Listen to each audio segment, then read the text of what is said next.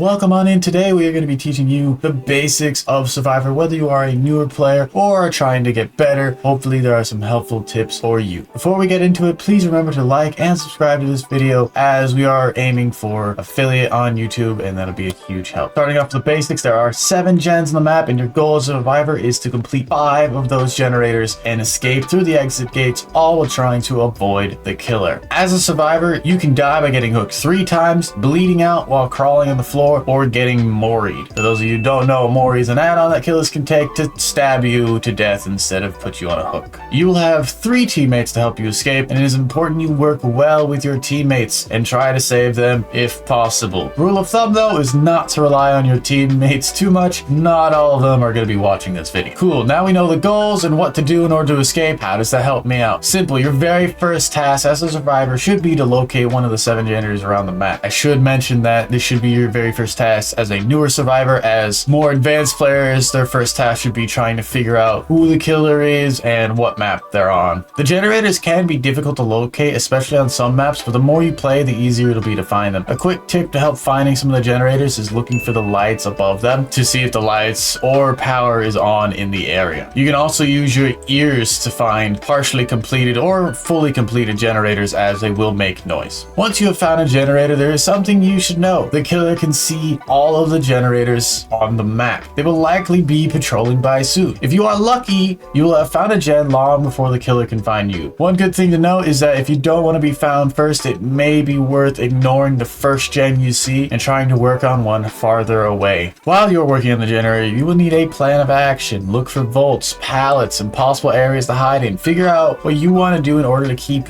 you safe. Pallets can be used to stun a killer and will allow you to create distance. Vaults will allow you to put a wall between you and the killer, and hiding is a great way to evade the killer entirely. Hiding in lockers can work, especially on newer killers, but if found in a locker, you will get picked up. I would recommend trying to hide behind objects like bushes or rocks and not in lockers if possible, as getting caught in a locker is a lot worse than being injured. It is very important while you are hiding to remember not to leave scratch marks behind you, as they will lead the killer straight to where you're hiding at. Now, one good thing to note is that every killer plays differently, and there are many perks combinations for all of them. There are many perks that can reveal your aura or location, so always be careful when hiding. Here are some helpful tips about not getting found. Not every new Survivor understands this, so it's important to know. Fast vaulting over vaults, pallets, and into lockers will alert the killer to your location. Do not fast vault anything unless the killer is chasing you. Also, sprinting leaves scratch marks that let the killer visibly see where you've been running. If your goal is not to be found, then do not run. Walking or crouch walking is one of their better ways to not leave scratch marks. Other than that, sabotaging hooks, missing skill checks on healing, or missing skill checks on generators will also alert the killer to your location. Remember, it is best not to alert the killer in general, unless of course you're trying to get his attention, but as a newer player, you shouldn't be.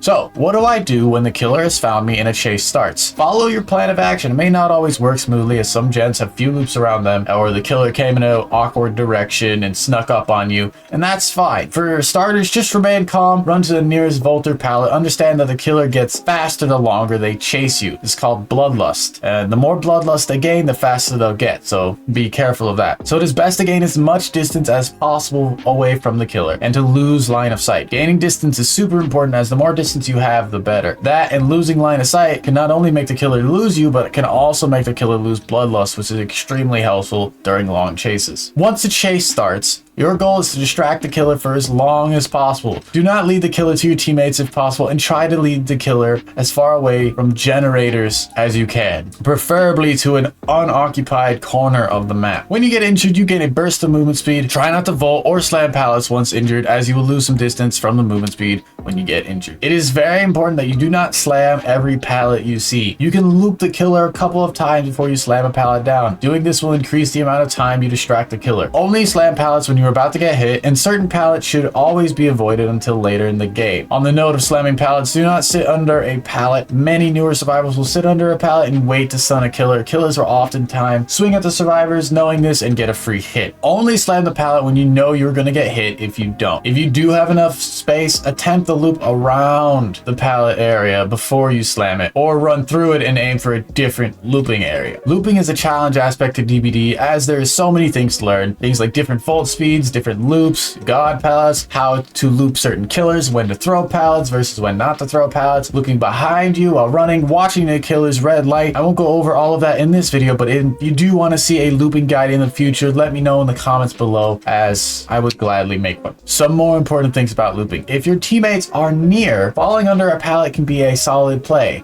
as if the killer picks you up while there is a pallet there, your teammates can save you. If there are no loops, attempt to take the killer into the farthest corner of the map away from teammates and generators. The most important thing to learn from looping is to not be afraid of the killer and try to loop the killer as long as possible. The more you practice looping, the better you will get at it, so keep it up. The other thing that I really want to go over for newer survivors is when you should save a survivor from the hook. You should never let a teammate tier 2 on the hook. It is super important that you or a teammate attempts a save. Many killers like to camp, and it can really be discouraging to try and save someone, but letting a survivor tier 2 is like letting them get hooked again. It is always better to go for a trade than for them to tier 2, unless of course you are on death hook. Now, the general rule of thumb for who should save is the closest person with the least hooks that isn't injured, preferably also not working on a generator. Sometimes it will require 2 survivors to save from a hook. If the person who should be saving is being chased, then the task should fall onto the next person. It can be very hard to figure out if somebody is being chased, but if they get injured on the bottom left corner of your screen, that should be a sign